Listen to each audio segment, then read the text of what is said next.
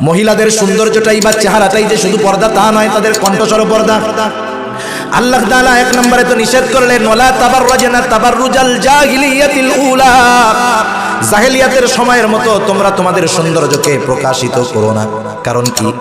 অতীত সময়ে যারা পর্দা করে চলতো এদেরকে শরীফ ভদ্র বংশের মানুষ বলে মনে করা হতো। শুধু তাই না, আগের আমলে অন্য ধর্মের যারা ছিল তারাও নিজেদেরকে ঢেকে ঢুকে চলতো। সেজন্য আল্লাহ তাআলা নিষেধ করেছেন জাহেলিয়াতের মতো সৌন্দর্য প্রকাশ করবা না। তাহলে সৌন্দর্য তো পর্দা, পর্দাই শুধু তাই না, আল্লাহ তাআলা বলতেছেন কণ্ঠস্বরটাও পর্দা। এজন্য নবীদের স্ত্রীদেরকে আল্লাহ তাআলা বলতেছেন, ইয়া নিসা আন-নবী লাস্তুন্না কাআহাদিম মিনান নিসা, হে নবী পত্নীগণ আপনারা কিন্তু সাধারণ মানুষের স্ত্রীগণের মতো নয়। ইনিত্তাকাইতুন্না ফালা তাখদা'না বিল কওল। কত সুন্দর আদেশ আল্লাহ তাআলার। এই আদেশটা শুধু যে নবী পত্নীদের জন্য এমনটা নয়, বরং এই আদেশ কিয়ামত পর্যন্ত যত মুমিন নারী আসবে প্রত্যেকের উপরে আল্লাহ তাআলার এই আদেশ। আল্লাহ তাআলা এবার রাসূলুল্লাহ সাল্লাল্লাহু আলাইহি ওয়াসাল্লামকে বলেন, ওয়া কুল লিল মুমিনাতি ইয়াগদুদনা মিন আবসারিহিন্না ওয়া ইয়াহফাযনা ফুরুজাহুন ওয়ালা ইউবদিনা যিনাতাহুন্না ইল্লা মা যাহারা মিনহা ওয়ালইয়াদরিবনা বিখুমুরিহিন্না আলা জুয়ুবিহিন। প্রথমত পুরুষদের জন্য যে দুইটা আদেশ, এটাও নারীদের জন্য রয়েছে। আল্লাহ তাআলা বলেন, হাবিব আপনি মুমিন নারীদেরকে বলে দেন তারা যেন তাদের দৃষ্টিকে সংযত করে এবং তারাও যেন তাদের লজ্জাস্থানের হেফাজত করে। এই দুইটা আদেশ পুরুষের জন্য আছে, নারীর জন্য আছে। নারীরাও চোখের হেফাজত করবে, দৃষ্টি সংযত রাখবে, সাথে সাথে পুরুষও দৃষ্টি সংযত রাখবে। আবার পুরুষও যেমন লজ্জাস্থানের হেফাজত করবে, নারীও লজ্জাস্থানের হেফাজত করবে, মানে সতীত্ব রক্ষা করবে। নারীর সতীত্বের অনেক দাম। যে কথার থেকে গেলাম, দেখেন আল্লাহ তাআলা পুরুষকে যেমন দৃষ্টি অবনত রাখতে বলেছেন, নারীকেও দৃষ্টি অবনত রাখতে বলেছেন। এজন্য সারা দুনিয়ার উলামায়ে কেরাম একমত যে নারী যেমন পুরুষদেরকে দেখবে না, পুরুষও তেমন নারীদেরকে দেখবে না, এর মধ্যেই কল্যাণ। ঠিক কিনা গণ? এরপরে আল্লাহ তাআলা বললেন, নারীদেরকেও বললেন, ওয়া ইয়াহফাযনা ফুরুজাহুন। হাবিব আপনি মুমিনা নারীদেরকে বলে দেন তারাও যেন তাদের লজ্জাস্থানের হেফাজত করে, কারণ সতীত্বের হেফাজত যারা করে এদের বড় দাম। রাসূল আকরাম সাল্লাল্লাহু আলাইহি ওয়াসাল্লাম এক হাদিসের মধ্যে বলেন, কোন নারী যদি চারটা জিনিস রক্ষা করতে পারে তাহলে জান্নাতের যেই দরজা খুশি সেই দরজা দিয়ে সে ঢুকতে পারবে। নবীজি বলেন, ইদা সাল্লাতিল মারআতু খামসাহা ওয়া সামাত শাহরাহা وحصنت بعلها وأطاعت بعلها وحصنت فرجها دخلت من أي أبواب الجنة شاءت। নবীজি বলেন, যেই নারী যথাসময়ে 5 ওয়াক্ত নামাজ পড়ে, রমজান মাসে রোজা রাখে, সতীত্বের হেফাজত করে এবং স্বামীর আনুগত্য করে, আল্লাহর নবী বলেন এই 4 গুণওয়ালা নারী জান্নাতের যেই দরজা খুশি সেই দরজা দিয়ে জান্নাতে প্রবেশ করবে।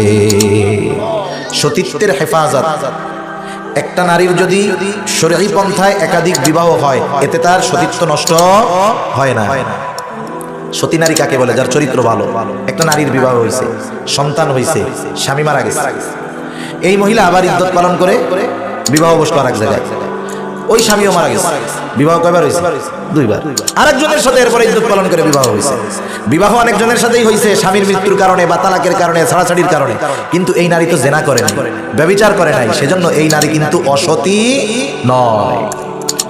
সেজন্য নবীজি বলেন সতীত্বের হেফাজত করবে এই নারী, যেই দরজা খুশি জান্নাতের সেই দরজা দিয়ে জান্নাতের মধ্যে প্রবেশ করবে। এরপর আল্লাহ রাব্বুল আলামিন বললেন, ওয়ালা ইউবদিনা যিনাতাহুন্না ইল্লা মা যাহারা মিনহা। আল্লাহ রাব্বুল আলামিন এরপরে বলতেছেন, তারা যেন তাদের সৌন্দর্য প্রদর্শন না করে, স্বাভাবিকভাবে যেটা প্রকাশিত হয়ে যায় সেটা ভিন্ন কথা।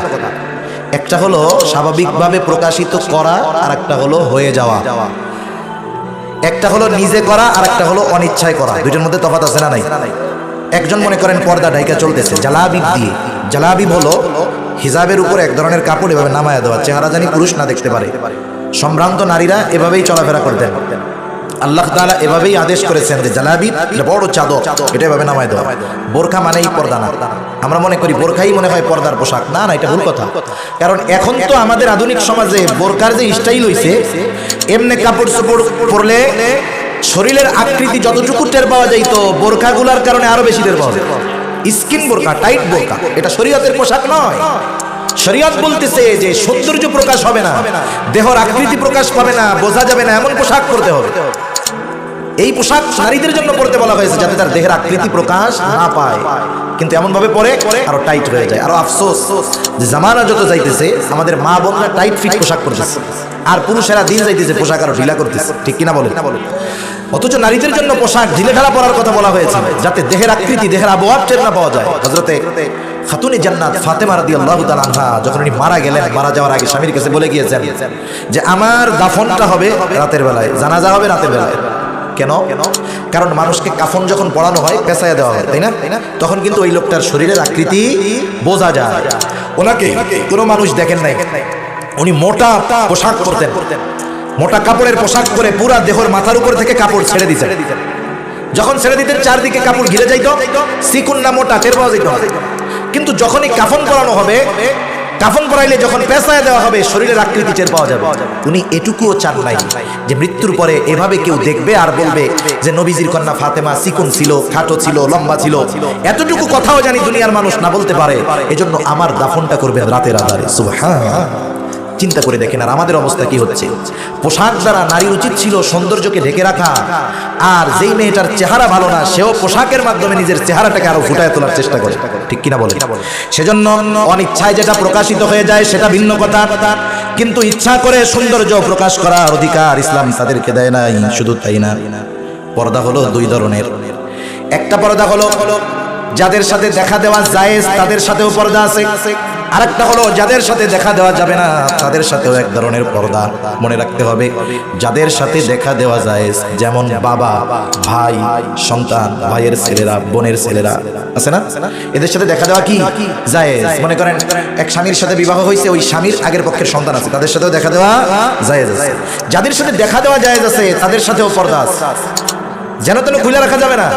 আল্লাহ রাব্বুল আলামিন সেই কথাই বলতেছেন, ওড়না দিয়ে তারা তাদের বুকের সৌন্দর্যকে ঢেকে রাখবে, শরীরটাকে পরিপূর্ণভাবে ঢেকে রাখবে।